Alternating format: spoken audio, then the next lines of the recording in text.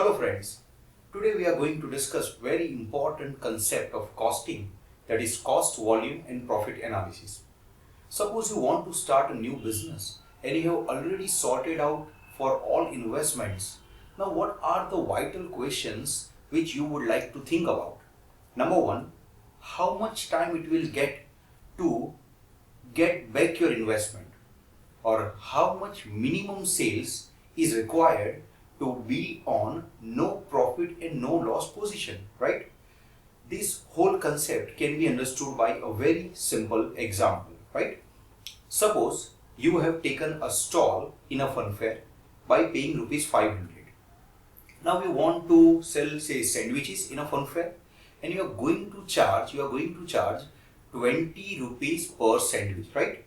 Now actually you need some material to make sandwich, or suppose you are purchasing a sandwich from outside store and the store is charging rupees 50. So here in this all situation, what you get per sandwich is rupees 5. So it is simply 20 rupees which you are going to charge from your customer and 15 rupees which the store is charging from you, from the store you are purchasing the sandwich, right? So total 5 rupee is what you are earning per sandwich. Now there is a technical word for this 5 rupee. In marginal costing and cost volume profit analysis chapter, this 5 rupee is denoted by the word contribution. Now technically speaking, what we have done here is selling price minus variable cost or a purchased cost or a basic cost will give you the contribution, right? So it is 20 minus 15 is equal to 5 rupee contribution. Now it's very important to note that we have ignored the fixed cost, right? We have already paid rupees 500 as a rent of a stall, but we are not thinking about that fixed cost here. Because in marginal costing, what basically we are being taught is fixed cost is a sunk cost, which is already paid to someone else, right? Now we should think about how we can get back the fixed cost, and we should not think about actual the fixed cost, right? So here in this example, you can very simply say per sandwich you are getting rupees 5, right?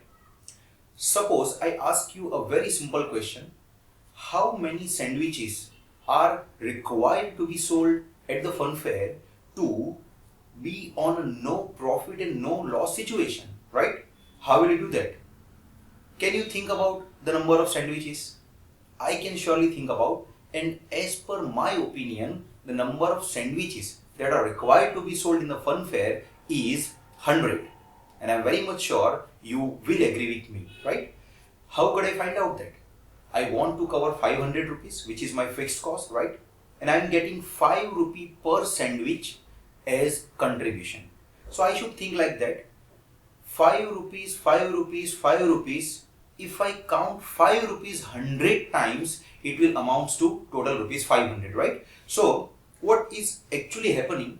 I invested 500 rupees, and by selling 100 sandwiches, I have got that 500 rupees back. So I have not any profit, I have not any loss, I am at break even situation. So technically, this 100 sandwiches is my break even point for the fun fair. I think you are getting the concept, right? Now suppose you are selling only 70 sandwiches, right? Can you tell me what is the amount of loss that you will make in a fun fair?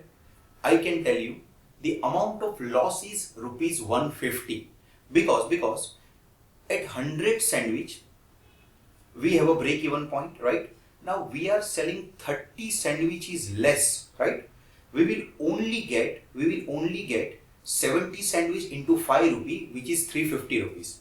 And remember, we have already given 500 as a fixed cost, right? So here we can surely say we will fell short by rupees 150 in that 500. So 150 will be the loss of the business.